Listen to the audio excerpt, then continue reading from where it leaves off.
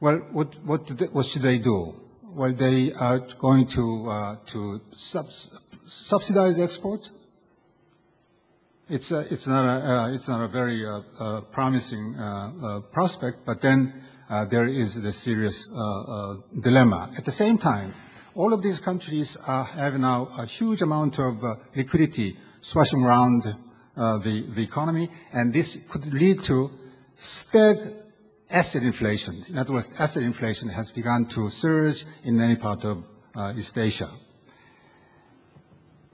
Well, I can skip this one, and then this one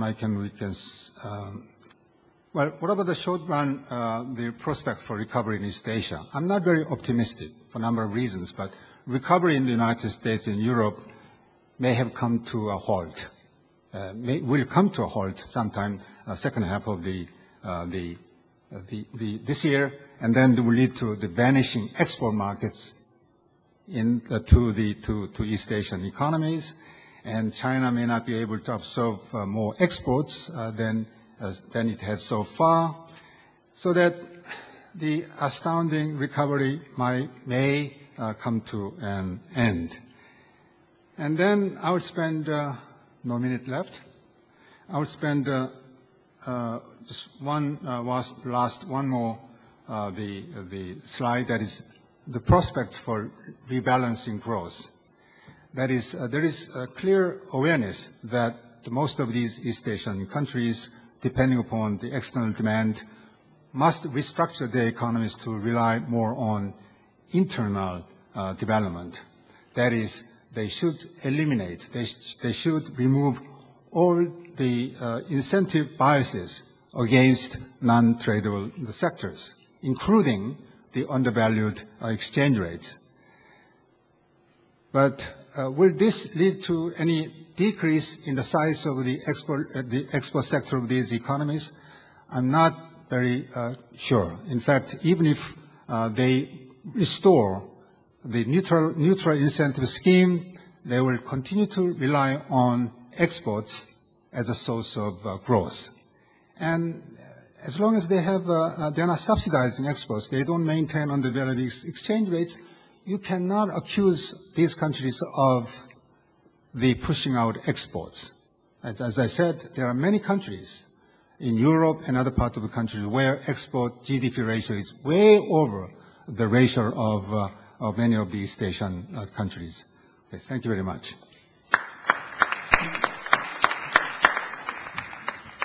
Thank you very much indeed, Yun Chul. I have many comments and questions, but I think we've had enough people talking from up here, interesting though it's been, and I'd like to open the floor as soon as possible. So we have some roving microphones. Please say who you are and try to be reasonably brief. Thank you.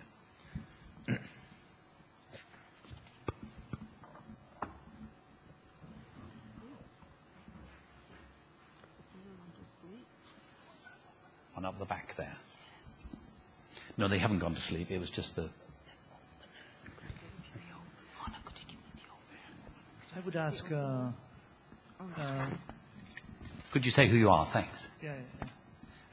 Julius Horvath, Central European University.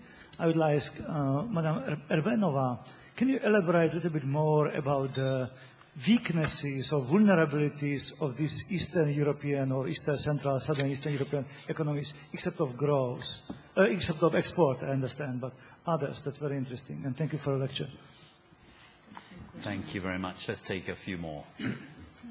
Thank you very much, Mr. Chairman. My name is Olu Ajakaye from AERC. What I see as a common thread in all of this discussion is the importance of initial conditions.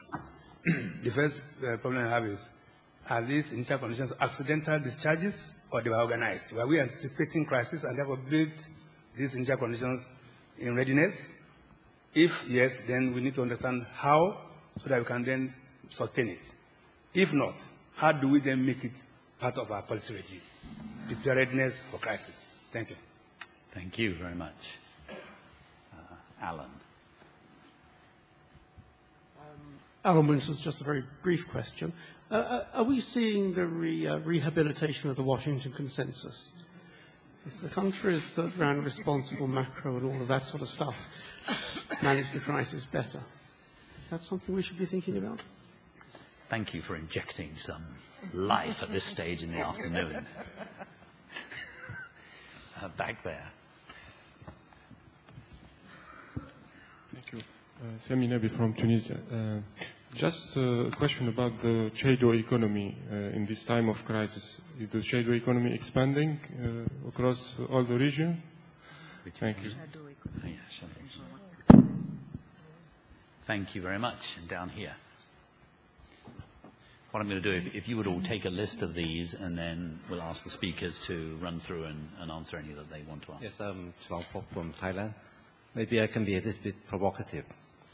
The reason why this time the adjustment from the crisis appears to be better than what happened in the past is that this time the role of the IMF has been very sterile.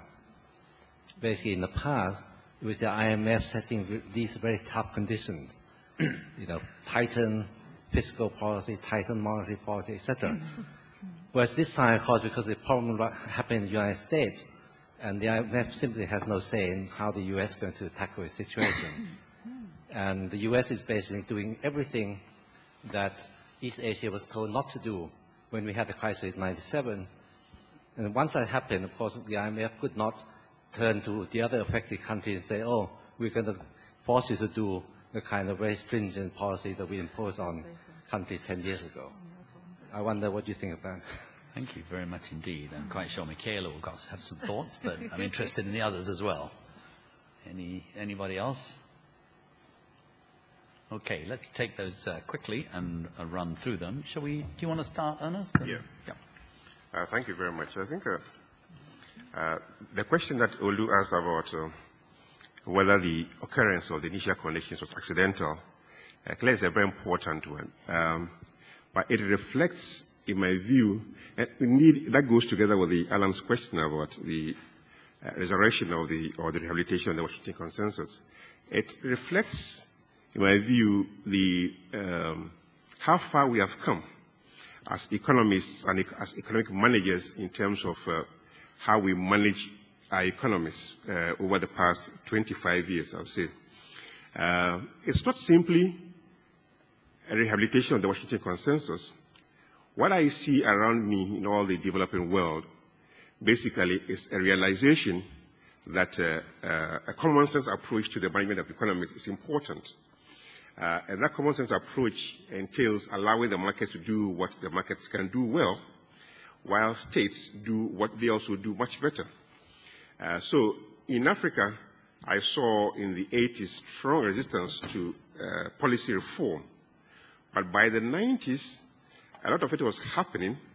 But in addition to the policy reform, institutions were being built. So as opposed to simply liberalizing the financial markets, for example, governments went further to strengthen central banks so that the regulatory environment became much more solid through the late 90s into the 2000s than they were earlier. So it's not simply a matter of market reforms, but the building of institutions, the tightening of regulatory environment, etc., etc. All of these together led to the initial conditions that Olu refers to. So when I look at Africa, the countries that had better functioning central banks, the countries that had better functioning regulatory environments, were those that were able to deal with the crisis than others. I look at Nigeria. Nigeria is an example of a huge financial system. Clearly, in 2009, it suffered a major setback with various poor arrangements in management taking place. But the central bank stepped in very early and helped to avoid what would have been a disaster, not only for Nigeria, but for the entire region, largely because Nigerian banks have moved. Now, if that central bank had been the same as it was 10 years earlier, I don't think it would have happened. So we would have seen a much bigger impact of the crisis on the entire West Africa. So it is these effective measures that, in my view, reflect the changes that have taken place.